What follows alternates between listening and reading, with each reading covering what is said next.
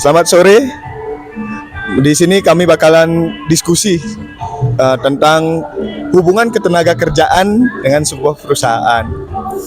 Sebelum itu, perkenalkan nama saya Agus dan di sebelah kiri saya ada Aldi dan rekan saya juga sebelah kiri ada Doni dan juga Bapak Hantaris.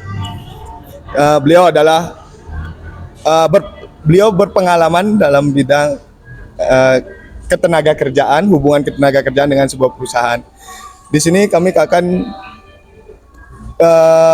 berdiskusi tentang itu.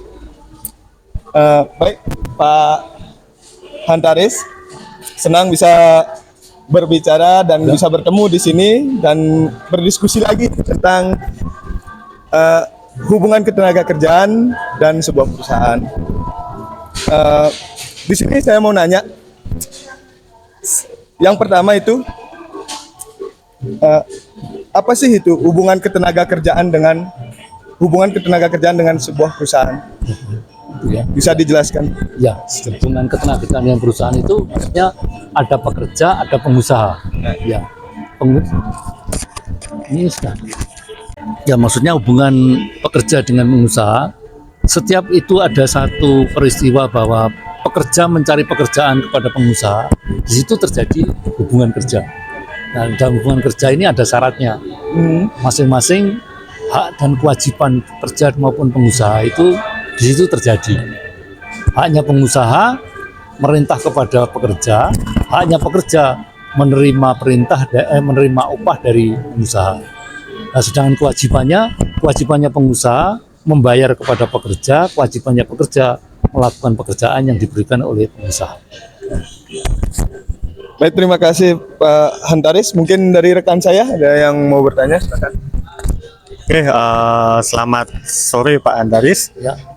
Kenalkan saya Aldi. Terima kasih sudah meluangkan waktunya Bapak untuk acara pada hari ini. Saya ingin bertanya mengenai satu hal nih Pak. Kan oke lah kayak perusahaan meng-hire karyawan. Tapi bagaimana sih perusahaan itu bisa memastikan perlindungan hak pekerja itu di tempat kerja mereka itu bagaimana ya Pak ya? Untuk menjamin perlindungan mereka, kan karena kita tahu sendiri banyak disorot kejadian yang tidak mengenakan dari pekerja seperti itu Bapak. Terima kasih. Terima kasih Mas. Ya. Perlindungan terhadap pekerja itu memang sudah diatur. Jadi ada satu ketentuan di dalam satu undang-undang ketenagakerjaan itu, memang pekerja yang bergabung dalam satu perusahaan itu berhak untuk mendapatkan perlindungan. Ini satu contoh misalnya ya, setiap pekerja yang bekerja dalam satu perusahaan, agar perusahaan juga tidak berat misalnya terjadi satu risiko, pekerja itu masing-masing pekerja harus diikutkan sebagai peserta BPJS. Nah, peserta BPJS ini nanti akan direalisasikan oleh perusahaan. Begitu karyawan diterima, itu sebelum nanti karyawan itu dikerjakan sudah didata dulu bahwa mereka nanti akan dimasukkan sebagai anggota BPJS. Nah, dalam BPJS itu, di situ ada 4 program. Salah satu programnya itu program JHT. JHT ini maksudnya jaminan hari tua. Yang kedua program JKK. JKK itu jaminan kecelakaan kerja. Ada lagi program namanya JKM. JKM itu jaminan kematian. Ada satu program lagi namanya program pensiun. Nah, di situ yang membebani karyawan hanya 2, yaitu JHT sama jaminan pensiun. Namun di dalam JHT itu bukan nanti uang karyawan itu nanti masuk ke perusahaan, enggak. Uang karyawan ini justru kembali lagi ke karyawan, malah ditambahi dari pihak pengusaha. Jadi contohnya gini, kalau khusus untuk JHT itu pekerja diwajibkan atau pekerja nanti akan dipotong upahnya itu 2% dari upah. Nah, pengusaha akan membayar 3,7% dari upah kerja. Nah, itu akan terakumulasi sampai nanti Anda sudah pensiun atau Anda sudah cukup waktunya untuk berhak mendapatkan jaminan hari tua tadi, itu akan diberikan. Itu salah satu aja, yang lainnya masih banyak. Ada lain monggo. Baik Pak Sunardi, perkenalkan nama saya Doni. Terima kasih Bapak telah meluangkan waktunya bisa berdiskusi bersama kita dengan Mas Agus, dengan Mas Aldi, dan dengan saya sendiri. Baik Pak, untuk pertanyaan saya sendiri, kan biasanya di berbagai perusahaan itu menerapkan standar bagaimana cara masuk di perusahaan itu dengan berbagai cara. Semisal ada tes tulis, tes interview, psikotes dan segala macam. Nah, pertanyaan saya itu standar tes yang benar untuk masuk perusahaan itu bagaimana, Pak? Kalau untuk standarnya masing-masing perusahaan punya standar sendiri ya, dan itu pun juga tidak menentu, Mas.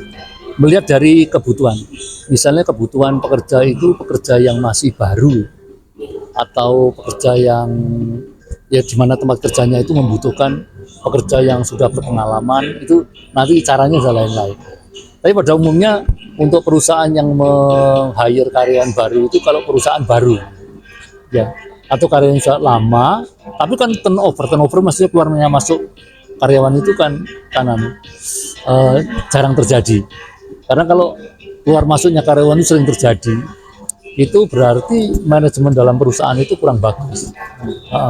Sehingga kalau misalnya karyawan itu harus menerima, perusahaan itu harus menerima karyawan baru, itu yang betul-betul perusahaan itu sedang ada satu perluasan atau dan tambahan departemen baru gitu enggak.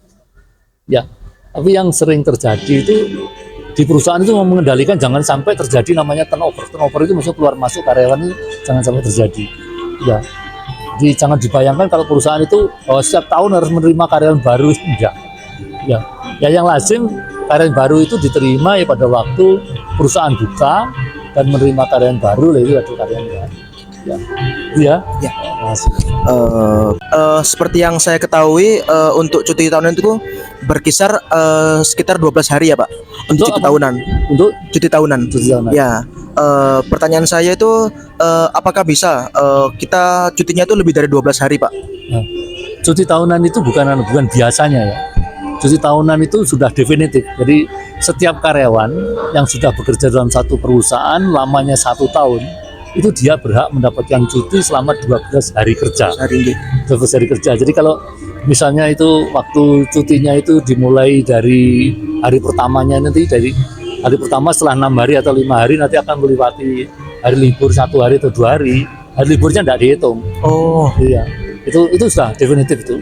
Jadi setiap pekerja yang bekerja dalam satu perusahaan sebagai karyawan tetap itu dia punya hak cuti selama 12 hari kerja. Nah, hak cuti itu bisa diambil sekaligus, juga bisa diambil secara terpotong-potong. Tapi kalau dari yang terpotong-potong itu harus ada utuh yang selama 6 hari. Ya, selain itu hak cuti ini kalau sudah waktunya itu pengusaha wajib untuk memberitahukan. Dan untuk pemberitahuan itu sejak diberitahukan, pekerja itu harus mengambil hak cutinya. Kalau misalnya tidak mengambil dalam waktu 6 bulan ke depan, dia itu tetap tidak mengambil, maka hak cuti yang 12 hari tadi hangus. Ya.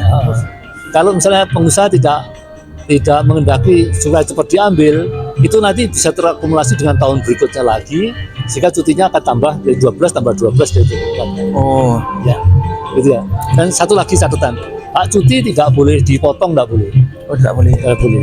Jadi hak cuti itu yang memang harus diambil, kecuali kalau memang ada satu kesepakatan pihak pekerja misalnya dia itu lagi menjalankan pernikahan gitu ya. Ya. Karena waktunya masih kurang dengan waktu nikah selama 3 hari tadi ya, itu boleh memperpanjang tapi dengan statement si karyawan, saya karena masih punya hak cuti, pengen hak cuti saya itu akan saya tambahi misalnya 4 hari atau 5 hari.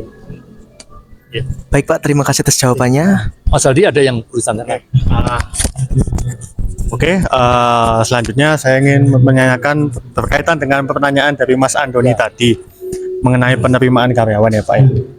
Kita tahu di Indonesia ini untuk apa kita lihat di pamflet penerimaan pegawai atau karyawan baru itu kenapa sih Pak kebanyakan perusahaan itu sangat melihat umur ya Pak ya? Maksudnya apakah misalkan apakah misalkan umur itu sangat berpengaruh terhadap seorang pekerja karyawan seperti itu, Pak? Memang umur kadang-kadang sangat menentukan juga ya. Ini kadang-kadang aja, Mas. Tapi ada juga perusahaan yang tidak harus bersandar pada umur. Umurnya dia sudah cukup, tapi pengalamannya juga cukup, ya tidak untuk kemungkinan jadi satu pertimbangan. Tapi kalau perusahaan itu memang betul-betul baru menerima karyawan baru, yang perusahaan sendiri juga alat-alatnya alat baru ya, itu ada kecenderungan untuk memilih orang yang masih muda walaupun berpengalaman. Ya Anda kan tahu sendiri ya, kalau perusahaan itu menerima karyawan baru, betul-betul baru yang fresh graduate, itu nanti kan perusahaan ada satu kewajiban untuk mendrilling atau perusahaan untuk mentraining mereka, ya. Kembali ya. Nah, kemampuan untuk menerima training itu, kalau karyawan tadi masih usianya muda dan usia yang lebih lanjut, itu menyerapnya akan lebih peka mereka yang masih muda. Contohnya aja kalau seperti pemain sepak bola, Ya, tahu sendiri ya.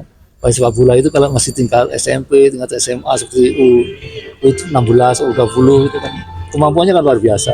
Ya, lain kalau yang sudah 23 tahun. Oke. Ya, itu dulu. Sana ada. Silakan. Dari saya ada satu pertanyaan, Pak. Pribadi saya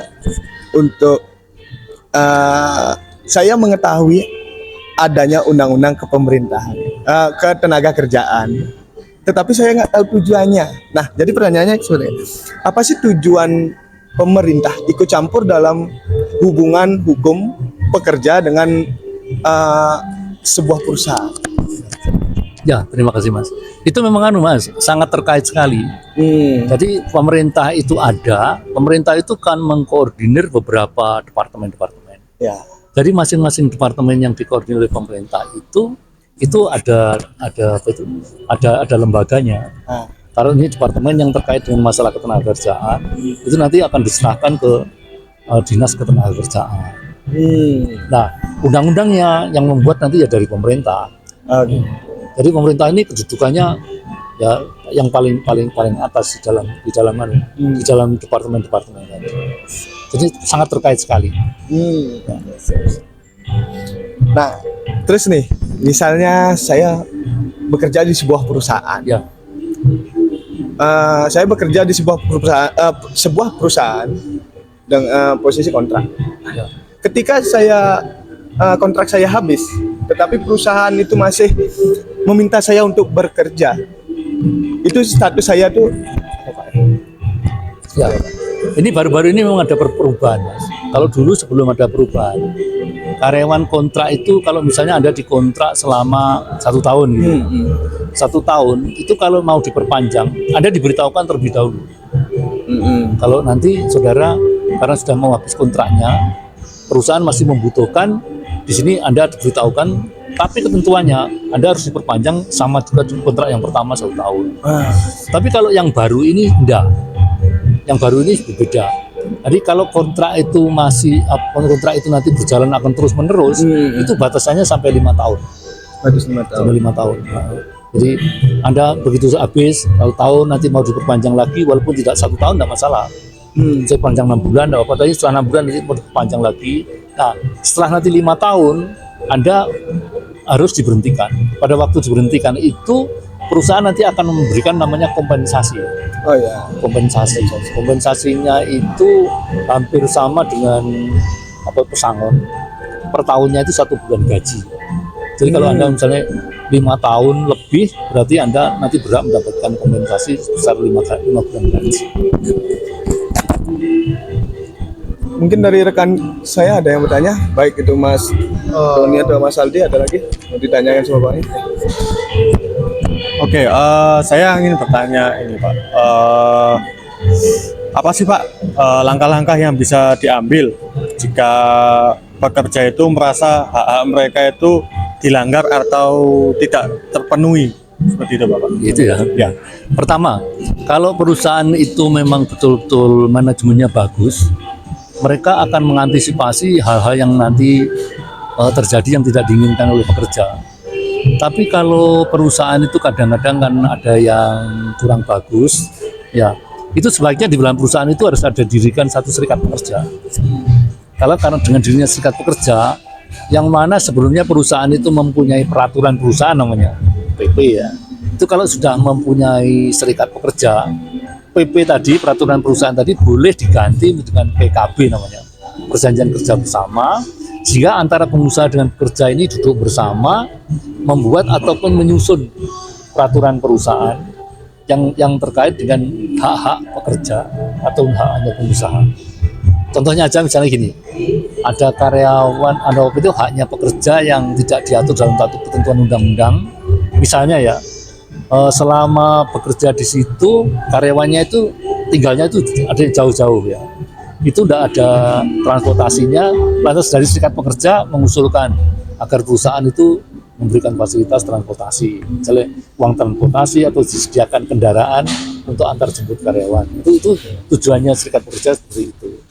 Dan juga serikat pekerja ini peranannya kalau misalnya terjadi satu perselisihan maksudnya perselisihan antara pengusaha dengan pekerja, itu sebelum nanti melebar ke mana-mana, sebaiknya antara pengusaha dengan pekerja ini dengan pekerja didampingi oleh serikat pekerjanya itu nanti melakukan musyawarah atau musyawarah. Nah, dari musyawarah itu diupayakan supaya ada solusinya. Kalau tidak ada solusinya, apakah selesai di situ? Enggak, masih diperbolehkan lagi mencari perantaranya dari dinas ketenagakerjaan. Itu masih panjang mas. Jadi sangat banyak sekali ya Pak ya. Sangat banyak sekali. Jadi perlindungan terhadap pekerja itu juga banyak sekali, perlindungan kepada pengusaha itu juga banyak sekali. Mas Doni ada? Ada Pak. Baik, untuk pertanyaan selanjutnya itu bolehkah HRD itu membuat data blacklist untuk karyawan untuk internal perusahaan, Pak? Blacklist mas? Iya, blacklist. Prinsipnya enggak boleh mas. Nggak boleh, Pak. Ya? Nggak boleh, blacklist enggak boleh. Justru kalau bisa pekerja yang keluar itu diberi rekomendasi lah sebagai tanda terima kasih pernah bekerja di sana. Apa sih jeleknya kalau kita itu merekomendasikan bahwa karyawan itu pernah bekerja di tempat, misalnya tempat saya, kan enggak apa-apa. Ya. Sedangkan kita membenci orang nanti sampai di yang lainnya dikasih tahu bahwa karyawan ini jelek. Karena belum tentu ya manajemen di sini dengan manajemen yang baru.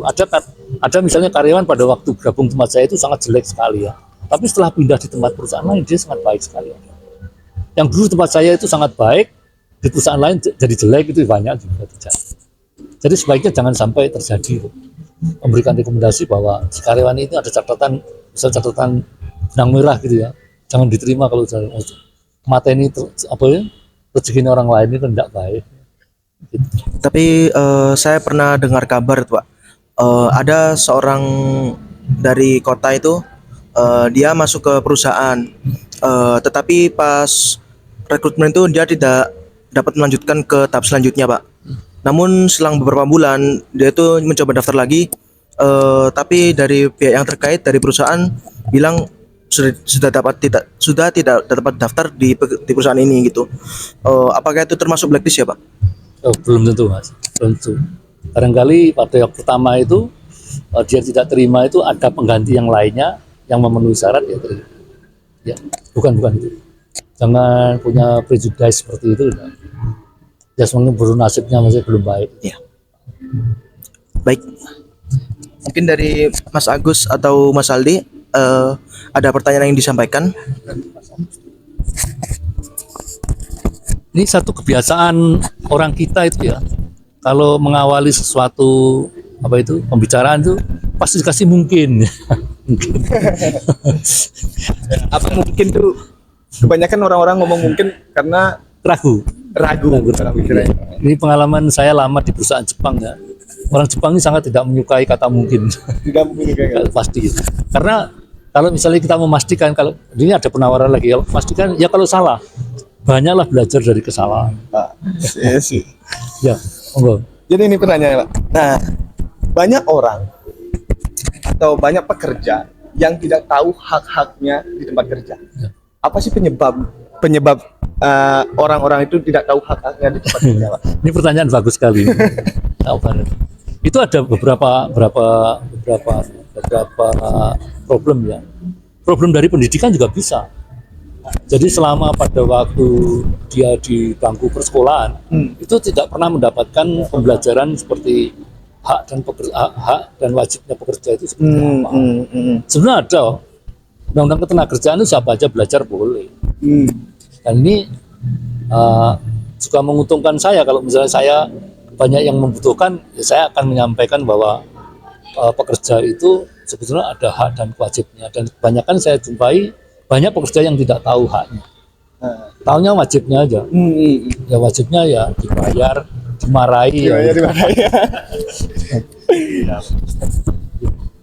Silahkan. Kalau misalnya ingin lebih tahu lagi atau belajar dengan Anda setelah belajar banyak yang ngomong dengan saya ini, Anda akhirnya menyelenggarakan diri. Silahkan belajar untuk saya. Saya sudah tahu.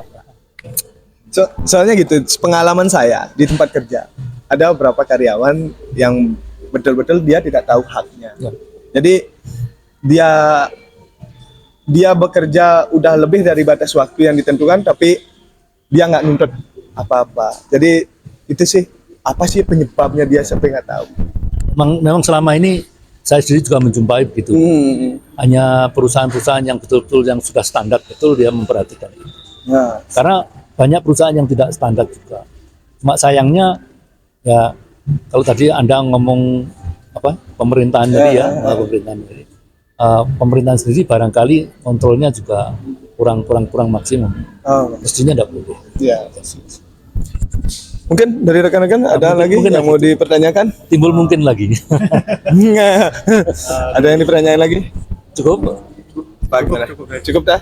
Baik, sekian dari diskusi hubungan ketenaga kerjaan dengan sebuah perusahaan. Ini benar-benar pembelajaran bagi kita semua. Nanti sebagai pedoman kita nanti ke depan, baik kamu sudah bekerja ataupun belum bekerja, kamu harus wajib untuk mengetahui hak-hak yang harus kamu miliki di tempat kerja nantinya. Baik, terima kasih Pak Hantaris atas pembelajarannya untuk hari ini, dan saya tutup diskusi hari ini. Selamat sore, sekian dari saya.